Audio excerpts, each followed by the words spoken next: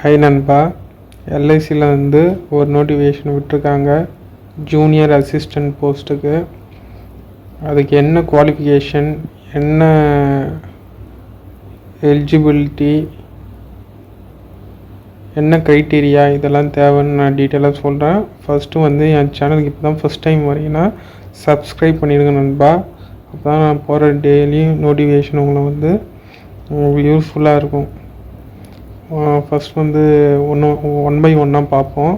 First நோட்டிஃபிகேஷனில் என்ன mention பண்ணால், நீங்கள் வந்து இதை அப்ளை பண்ணணுன்னா ஒரு இந்தியன் சிட்டிசனாக இருக்கணும். அப்புறம் பார்த்தீங்கன்னா நம்பர் ஆஃப் வேக்கன்சிஸ் கொடுத்துக்கிறாங்க ஸ்டேட் வைஸில். அதில் வந்து மகாராஷ்டிரா வந்து 53 வேக்கண்ட்டு. செகண்ட் நம்பர் ஆஃப் இது ஹையஸ்ட்னு பார்த்தீங்கன்னா கர்நாடகா வந்து 38 வேக்கண்ட்டு, தெலுங்கானா வந்து 31. மற்ற ஸ்டேட்லலாம் கம்மியாக தான் வேக்கண்ட் வந்து விட்டுருக்காங்க. மொத்தமாக வேக்கண்ட் எத்தனைன்னு பார்த்தீங்கன்னா 200 வேக்கண்ட் விட்டுருக்காங்க நண்பா. இந்த போஸ்ட் எப்படின்னா ஸ்டேட் வைஸ் வேகன்சியை வந்து பேஸ் பண்ணி மெரிட் பேசிஸில் வந்து எடுக்கிறாங்க. இதுக்கு வந்து எக்ஸாமினேஷன் ப்ளஸ் இன்டர்வியூ ரெண்டும் இருக்குது. எக்ஸாமினேஷனுக்கு வந்து இப்போ வேக்கண்ட் எப்படின்னா இன்க்ரீஸ் ஆகும் இல்லை டிக்ரீஸ் ஆகும், டிபெண்டிங் அப்போ அந்த ஆக்சுவல் வேகன்சின்னு வந்து சொல்லியிருக்காங்க. ஜூனியர் அசிஸ்டண்ட்டுக்கு வந்து வேக்கன்சி ஸ்டேட்டு வந்து எப்படி, எக்ஸாமினேஷன் ஸ்டேட் எங்கே இருக்கும், இன்டர்வியூ ஸ்டேட் எங்கே, அதெல்லாம் வந்து தெளிவாக கொடுத்துருக்காங்க நண்பா. அது வந்து பார்ப்போம். Candidates R allowed apply for vacancy only. ஒரு வேக்கண்டில் மட்டும்தான் அப்ளை பண்ண முடியும், அதுவும் வேக்கன்சி ஸ்டேட் வைஸில் அப்படின்னு சொல்கிறாங்க. அப்புறம் வந்து எக்ஸாமினேஷன் ஸ்டேட்டும் இன்டர்வியூ ஸ்டேட்டும் வந்து சேமாக தான் நீங்கள் அப்ளை பண்ணுற மாரி இருக்கும். அவங்க கொடுக்குறதும் சேமாக தான் கொடுப்பாங்க, அதில் உங்களுக்கு ப்ராப்ளம் இருக்காது. இப்போ வந்து ஜூனியர் அசிஸ்டன்ட் போஸ்ட்னால் என்னென்ன ஆக்டிவிட்டீஸ் நீங்கள் பண்ணுற மாதிரி இருக்குன்னா, ஜாப் வைஸில் லோன் ப்ராசஸ் பண்ணுற மாரி இருக்கும், document file and document movement அதெல்லாம் மேனேஜ் பண்ணுற மாரி இருக்கும், டாக்குமெண்ட் ஸ்கேன் பண்ணுற மாரி இருக்கும், டேட்டா என்ட்ரி வந்து ரிலேட்டடாக இருக்கும். இது வந்து பார்த்திங்கன்னா ரெகுலர் அண்ட் டிஃபால்ட் கேசஸ் வந்து அதர் ஆக்டிவிட்டீஸில் வந்து நீங்கள் ஒர்க் பண்ணுற மாரி இருக்கும், கஸ்டமர் சர்வீஸ் பண்ணுற மாதிரி இருக்கும், கேஷ் கவுண்டரில் வந்து ஒர்க் பண்ணுற மாரி இருக்கும், மார்க்கெட்டிங் ஆக்டிவிட்டீஸில் வந்து நீங்கள் ஒர்க் பண்ணுற மாரி இருக்கும், இல்லைன்னா பிஸ்னஸ் ரிலேட்டட் ஆக்டிவிட்டீஸ் அதுமாரி ஒர்க் பண்ணுற மாரி இருக்கும். எப்போ வந்து ஆன்லைன் ரெஜிஸ்ட்ரேஷன் எப்போ ஸ்டார்ட் ஆகுதுன்னு பார்த்தீங்கன்னா 25/7/2024 வந்து ஸ்டார்ட் ஆகுது. எப்போ எண்ட் ஆகுதுன்னு பார்த்தீங்கன்னா 14/8/2024 வந்து எண்ட் ஆகுது. ஆல் டிக்கெட் எப்போ வந்து ரிலீஸ் பண்ணுவாங்க, 7 to 14 days before the exam வந்து ஆல் டிக்கெட் வந்து ரிலீஸ் பண்ணுவேன்னு சொல்லியிருக்காங்க. ஆன்லைன் எக்ஸாமினேஷன் வந்து இருக்கலாம், டென்ஷேட்டிவாக எப்போ கொடுத்துருக்காங்கன்னு பார்த்தா செப்டம்பர் மந்த் வந்து இருக்கலாம் அப்படின்னு சொல்லியிருக்காங்க. அவங்க என்ன சொல்கிறாங்கன்னா ரெகுலர் பேசிஸில் வந்து நீங்கள் வந்து அவங்க வெப்சைட்டை வந்து அப்பப்போ செக் பண்ணினே இருக்கணும் அப்படி சொல்கிறாங்க. ஜூனியர் அசிஸ்டண்ட்டுக்கு வந்து சிடிசி தான். சேல்ரி வந்து எவ்வளோ இருக்குன்னு பார்த்தீங்கன்னா 32,000 to 35,000 வரைக்கும் எக்ஸ்பெக்ட் பண்ணலாம். அது வந்து ஸ்டேட் வைஸை வந்து டிபெண்ட் பண்ணி அவங்க வந்து சேல்ரி ப்ரொவைட் பண்ணுற மாதிரி சொல்லியிருக்காங்க. அப்புறம் என்னென்னு பார்த்தீங்கன்னா உங்களுக்கு வந்து ஏகப்பட்ட அலோன்ஸ் இருக்கும், இன்சூரன்ஸ் ஸ்கீமு, ஹவுசிங் லோனு, அது வந்து மெடிசின், அது வந்து இன்சென்டிவ், அதெல்லாம் வந்து நீங்கள் உங்களுக்கு வந்து ப்ரொவைட் பண்ணுவாங்க. அப்புறம் வந்து இன்க்ரிமெண்ட் வந்து 10% வந்து மந்த்லி வந்துச்சு, இயர்லி வந்து இன்க்ரீஸ் ஆகும், அது வந்து சொல்லியிருக்காங்க. ப்ராபேஷன் பீரியடை வந்து எத்தனை மந்த்ஸ் பார்த்தா 6 months வந்து ப்ராபேஷன் பீரியட்னு சொல்லியிருக்காங்க. பிஃபோர் டேட் ஆஃப் ஜாயினிங்லேருந்து 6 months வந்து ப்ராபேஷன் பீரியட்னு சொல்லியிருக்காங்க. எலிஜிபிலிட்டி க்ரைட்டீரியா என்னென்னு பார்த்தீங்கன்னா, ஜூனியர் அசிஸ்டண்ட்டுக்கு நேஷ்னாலிட்டி இந்தியனாக இருக்கணும், ஏஜ் வந்து 21 to 28 years அந்த ரேஞ்சில் நீங்கள் உங்கள் ஏஜ் இருக்கணும். அதுக்கு முன்னாடி இருக்கக்கூடாது, அதுக்கு பின்னாடி இருக்கக்கூடாது. அப்புறம் பார்த்தீங்கன்னா எஜுகேஷன் குவாலிஃபிகேஷன் வந்து ஏதாவது ஒரு டிகிரி வந்து முடிச்சிருக்கணும். அதில் வந்து மினிமம் நீங்கள் 60% மார்க் வந்து எடுத்துருக்கணும். ரெகக்னைஸ் யூனிவர்சிட்டியில் நீங்கள் வந்து படிச்சிருக்கணும்.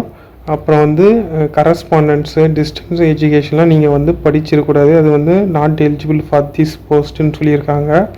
அப்போ வந்து கம்ப்யூட்டர் நாலேஜ் வந்து இருக்கணும், ஒர்க்கிங் நாலேஜு, கம்ப்யூட்டர் சிஸ்டம் அதெல்லாம் வந்து சர்டிஃபிகேட் நீங்கள் வந்து முடிச்சிருக்கணும், டிகிரி இன் கம்ப்யூட்டரில் பண்ணியிருக்கணும். அதுமாரி வந்து சில வந்து குவாலிஃபிகேஷன்லாம் வந்து கொடுத்துருக்குறாங்க. அந்த நாலேஜ்லாம் உங்களுக்கு இருந்தால் அது வந்து ப்ரிஃபர் பண்ணுற மாதிரி சொல்லியிருக்காங்க.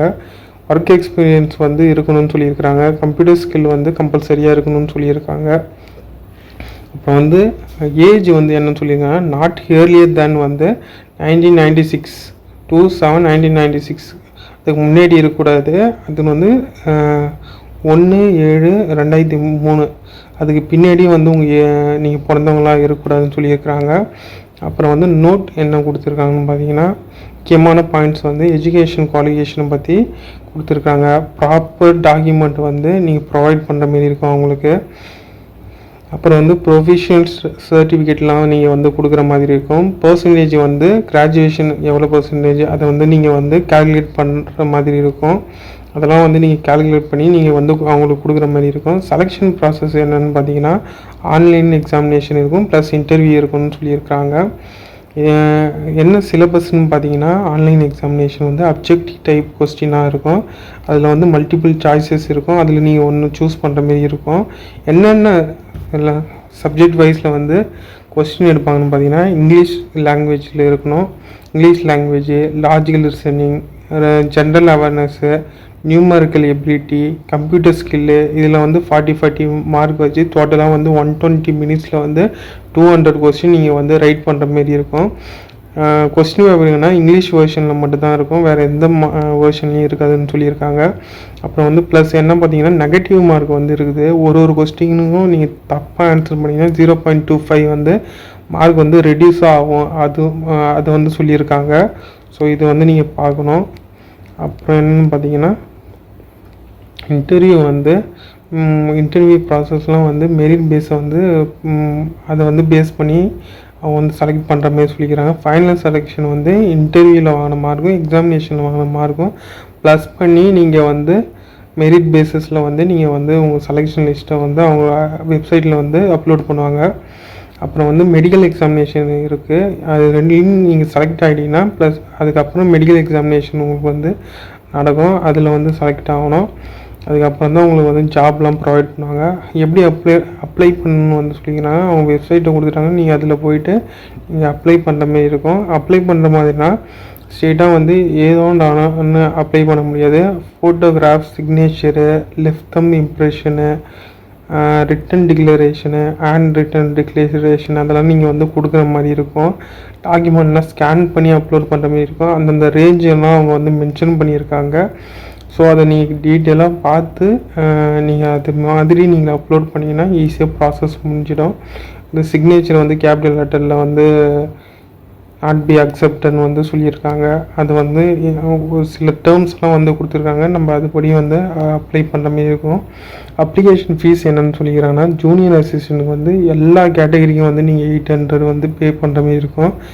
நான் ரீஃபண்டபிள், நீங்கள் வந்து ரீஃபண்ட்லாம் பண்ண மாட்டேன். ஒரு தடவை அப்ளை பண்ணது தான்.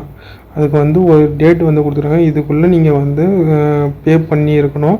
அதான் அந்த நீங்கள் அப்ளை பண்ணது வந்து ரிஜெக்ட் ஆகிடும், அவ்வளோதான். அது வந்து எடுத்துக்கப்படாது அப்படிங்கிற மாதிரி சொல்லிட்டாங்க. அப்ளிகேஷன் ஃபீஸ் எவ்வளோன்னு பார்த்தாங்கன்னா 800 வந்து சொல்லியிருக்காங்க. அப்ளிகேஷன் எப்படி வந்து ஃபஸ்ட் நீங்கள் வந்து ரெஜிஸ்டர் பண்ணுற மாரி இருக்கும். ரெஜிஸ்டர் பண்ணிட்டு அதுக்கப்புறம் தான் நீங்கள் அப்ளை பண்ணுற மாரி இருக்கும்.